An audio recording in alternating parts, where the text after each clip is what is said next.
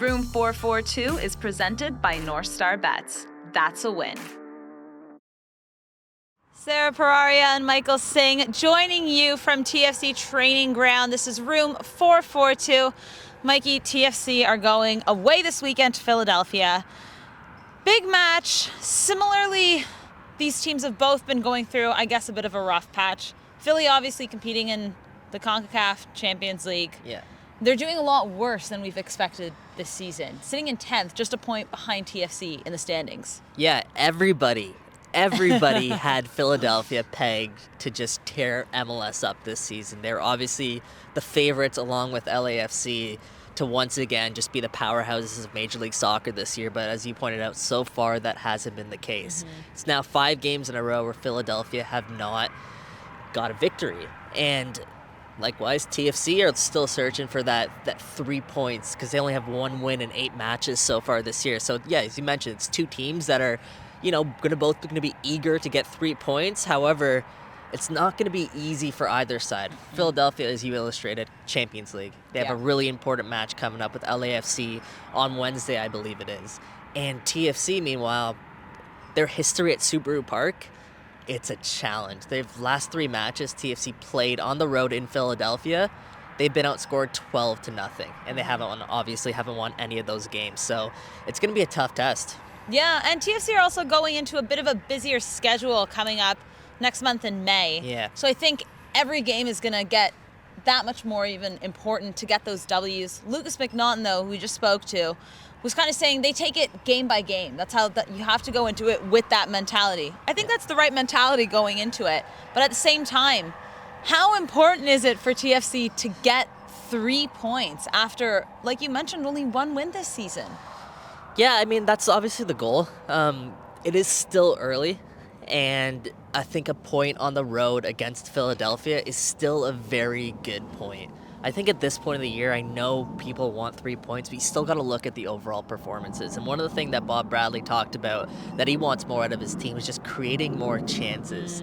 They need to find a way, whether it's from their number 9, whether it's from the wings, they need to find a way to create more goal-scoring opportunities for their team to sort of expand that margin that he was referring to. Because so far defensively, they've been great, but offensively, there's still something else that needs to give in. Yeah, no kidding. Let's also talk about the issue up front for TFC. Obviously, this season, Lorenzo Insigne made an appearance in the game last weekend against Atlanta, which I think was great for them, 15 minutes.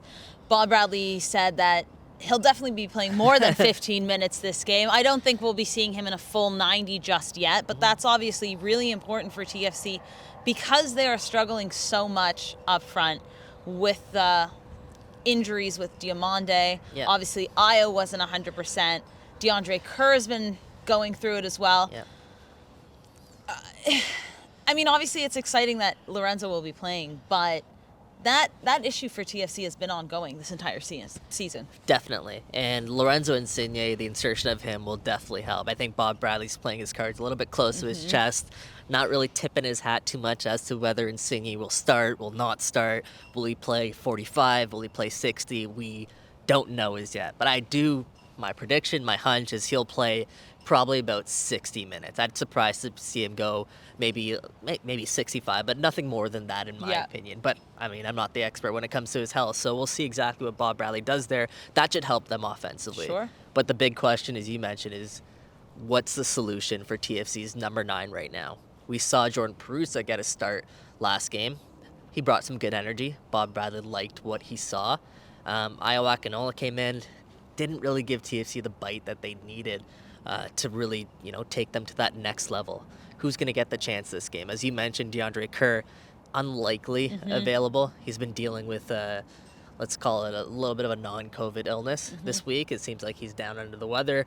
And Diomande, as Bob Bradley just referred to, if he does play, it'll probably be like 10, 15 minutes. Yeah. So we're not going to see too much of those guys at all. So once again, it's probably going to be either Ayo Akinola or Jordan Perusa up top for Toronto FC. And one of those guys you're hoping somehow, some way, finds the back of the net, because that's what they need, more goal-scoring production out of their number 9s. No kidding. Not to mention another big blow for TFC is Michael Bradley is looking very doubtful. In fact, we don't even think he will probably be traveling with the team. Bob Bradley just referenced he won't be ready for this game coming up against Philly over the weekend. Huge blow again for TFC. Yeah, I'd say I'd bet almost anything on it. He will be traveling with the team. Just for support. Exactly. Michael Bradley on the sidelines. What Richie Laryea told media after the match was that you could hear Michael Bradley from the sidelines the same way you could hear him on the pitch. So you have to imagine Michael Bradley, who Bob Bradley just spoke about, is pretty frustrated with the fact he won't be ready to, play in this match on Saturday. He's going to be there to support his team. So I bet you he will be there. But yeah, his presence in the middle of the park, I think we saw a little bit last match. It's just the structure for TFC, right? Their stability in the middle of the park. That's the one thing that you miss with Michael Bradley. He's so sure. He's a smart player. He reads the game really well. TFC defenders know that they can use him as an outlet every single time. Now Anthony-Kaye did a really good job of stepping up in his place during the second half of that game. And TFC will likely lean on Anthony-Kaye once again to somehow fill the void that Michael Bradley, the very big void that Michael Bradley has left. Yeah. I mean, they did all right last game against Atlanta at home in the midfield there. But it's definitely going to be a very difficult match for TFC this weekend. Yeah, on the road. We know they have many less home games this season, so of course they're dealing with that as well. But any final predictions maybe for this game? Well, that's the thing, right? Without Michael Bradley, if TFC have to set up in a low block on the road, that's where it becomes more of a challenge than maybe at home, where you can play a little bit more freely, more in possession. When you're on the road, oftentimes teams in MLS, they do like to set up on that low block. Yeah. And if you're setting up in a low block without Bradley, it's going to be a little bit tougher.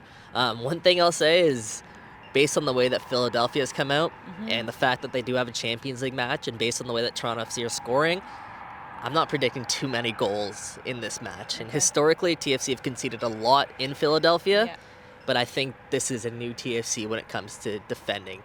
Offensively, we'll see. We will see. TFC traveling to Philadelphia. They play one another on Saturday night. Room 442 is presented by North Star Bets. That's a win.